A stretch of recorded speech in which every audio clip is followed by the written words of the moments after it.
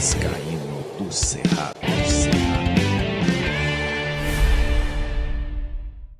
Fala galera vascaína, eu sou o Thiago Fontes, falo direto de Brasília, Distrito Federal, trazendo mais um vídeo para o canal. Vamos trocar uma ideia, bater um papo, atualizações sobre tudo que tá pegando no Vasco da Gama. Antes de pedir aquela moral, deixa o joinha, deixa o like, se inscreve no canal, que é importante para ele continuar sendo indicado no YouTube. Aí você comenta, compartilha, tudo que você puder fazer aí, ativar o sininho, ajuda nesse impulsionamento, tá? Então, dá essa força, dá essa moral, não esquece de deixar o like, tá bom? Bom, vamos falar da reunião que tem hoje na FES para determinar aí aonde vai ser o jogo Vasco e Flamengo no sábado. Sabe que vai ser no sábado, o primeiro jogo da semifinal do Campeonato Carioca, mas não sabe ali aonde vai ser o jogo. Imagina-se que vai ser depois das 18 horas, porque a FES soltou uma nota dizendo que não ia mais ocorrer jogos de tarde por causa do forte calor no Rio de Janeiro. E aí a situação envolvendo o estádio é a seguinte: o Vasco fez um pedido para que o jogo fosse em São Januário. O BEP recusou aí ou vetou qualquer possibilidade desse jogo acontecer em São Januário por causa da rivalidade entre as torcidas. Uma coisa é o Vasco e Botafogo, as torcidas que se respeitam, outra coisa é um clássico entre Vasco e Flamengo em São Januário. Então eu imaginei, por questões de segurança, isso não ia acontecer e de fato não aconteceu. O que está pegando? O Vasco não quer fazer os dois jogos no Maracanã. O Maracanã é um estádio público, não é do Flamengo, porém, contudo, todavia, o Flamengo está administrando o Maracanã. Então, hoje o Maracanã é a casa do Flamengo. É isso que se tornou o Maracanã por causa de política, né? Influência política. Então, assim, o Vasco não quer jogar os dois jogos no Maracanã. O Vasco quer tirar o Flamengo dessa zona de conforto.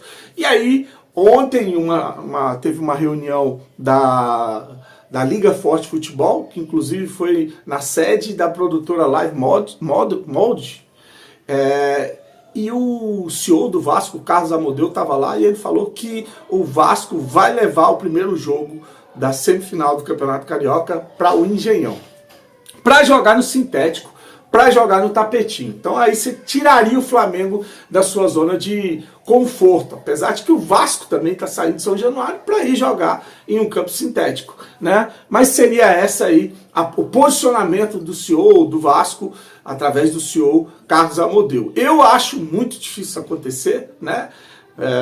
Quem é que vai ditar as regras aí na reunião na FES? Deve ser o Flamengo, a FES vai acatar e aí os jogos vão acabar sendo os dois no Maracanã. Eu queria a sua opinião, os dois jogos no Maracanã ou o primeiro jogo lá no tapetinho e o segundo jogo no Maracanã? Deixa o seu comentário, deixa a sua opinião, vamos ver essa queda de braço, até onde ela vai, o que vai acontecer, beleza? Bom, o jornalista / influenciador Jorge Nicola disse que a diretoria do Vasco não procurou o francês Dimitri Payet para conversar sobre renovação de contrato. Ele tem um contrato que vence agora, dia 30 de junho, né, agora no meio do ano.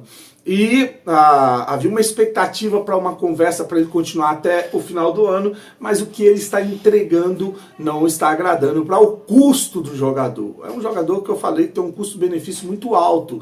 Jogos pequenos, como foi lá o do União, Rondonópolis, lá, aquele União lá na Copa do Brasil, ele arrebentou. Jogo pequeno quanto o Bangu, aí ele entra e arrebenta. Agora jogo grande, clássico, ele não chama a responsabilidade, ele não entrega o que se espera de um jogador da categoria do país, né? Então o Nicola trouxe que é provável que o Vasco não renove o contrato com o jogador, a não ser que nesses jogos aí contra o Flamengo, no próximo jogo da Copa do Brasil, ele arrebente aí e aí faça valer a pena uma renovação de contrato. Havia uma expectativa para que acontecesse até uma redução salarial, né, uma conversa a fim de uma redução salarial com uma extensão do contrato do jogador, mas eu acho que nem isso deve acontecer. Então Payet pode estar de saída, nem vai jogar aí o Campeonato Brasileiro pelo Vasco, só o começo, né? Março, abril, maio, ainda dá para jogar bastante, né? Quase um turno, vai estar aí. Quem sabe, né? Se ele abraçar aí e se destacar nos jogos do Campeonato Brasileiro na primeira no primeiro turno, ele pode ter o contrato renovado, mas acho difícil. A tendência é que o Payet meta o pé. Outro que tem uma situação indefinida é o Felipe Coutinho. O contrato dele vence também no mês de junho, final do mês de junho. E há uma possibilidade, se o Coutinho não sair ou não ficar, de levar também, ou de sair também, um acordo de rescisão, o Alex Teixeira e o Souza, jogadores que foram indicados pelo Felipe Coutinho. O negócio é que o Alex Teixeira e o Souza têm contrato até o final de dezembro de 2025. Os dois não têm contrato vencendo até o meio do ano. E aí teria que haver um acordo entre as partes, como o Vasco fez com o Zé Gabriel, né? Chegar ali um denominador comum, né? Para que os dois, tanto Vasco e atleta, entrem num consenso, né? Para eles abrirem mão de receber os valores até o final do ano e serem liberados antes. Então tá aí, então o Vasco que pode ter uma limpa no meio do ano, tá? Saiu o Zé Gabriel, pode sair aí o Payet e também junto esses jogadores que eu falei, Souza e Alex Teixeira. A gente também tá na expectativa com relação ao Domingues, que não tem nem treinado, está sofrendo pra caramba com o calor do Rio de Janeiro, né? Não foi relacionado para as partidas. Então tem o Maxime Domingues, tem o Jean David, enfim, ainda tem jogador aí pra gente despachar nesse elenco aí. Tem o De Lucas não, que era o Esposa, né? O Esposa que tá numa situação indefinida também. Tem o Capasso, tem o Riquelme que voltou. Tudo isso aí deve vazar. Todos esses aí devem sair do Vasco, tá? Bom, então eram essas informações com relação ao futebol. Agora eu vou trazer uma nota do Vasco anunciando a entrada da SAF do Vasco, ou do clube, não sei se é a SAF ou o clube, eu vou ler a nota que você vai ver. O Vasco entrou na recuperação judicial. Vamos aqui ao comunicado do Vasco da Gama sobre a entrada do pedido de recuperação judicial. Vamos lá, eu vou até tirar o óculos aqui, que eu acho que eu leio melhor sem ele, porque é pra perto, coisa de idade, né? O Clube de Regatas Vasco da Gama é o CRVG, não é a SAF, tá? Reiterado seu compromisso com a transparência, reiterando, e o respeito a toda a comunidade vascaína, informa que deu entrada no pedido de recuperação judicial da SAF e do Clube de Regatas Vasco da Gama, dos dois, né? Na 4ª Vara Empresarial de Tribunal de Justiça do Rio de Janeiro, tá? Nessa segunda-feira, 24 de fevereiro. Após concluir com êxito a etapa das mediações, é hora da instituição avançar para a próxima fase. A recuperação judicial é fundamental nesse momento, uma vez que reforça o comprometimento com o presente e o futuro do Vasco da Gama. A reestruturação, iniciada em junho de 2024, tem como objetivo reestabelecer efetivamente a saúde financeira do clube e da SAF.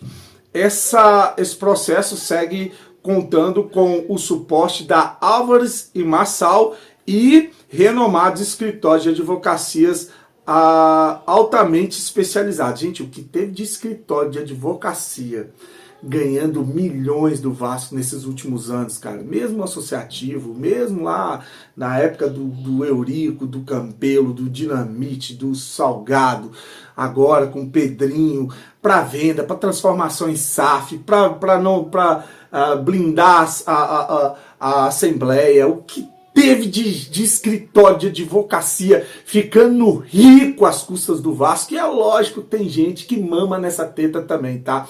É lógico, tem gente aí que se beneficia desses negócios aí, tá? Infelizmente é o Brasil, infelizmente é o Rio de Janeiro, né? A recuperação judicial é fundamental para aumentar a segurança jurídica, criando um cenário de previsibilidade e estabilidade financeira, favorável para atrair novos investidores e, eventualmente, uma futura negociação pautada pela responsabilidade. O CRVG e a Vasco SAF reafirmam que as operações do dia a dia e os investimentos no futebol continuarão, assim como o pagamento em dia dos salários dos profissionais, atletas e demais obrigações.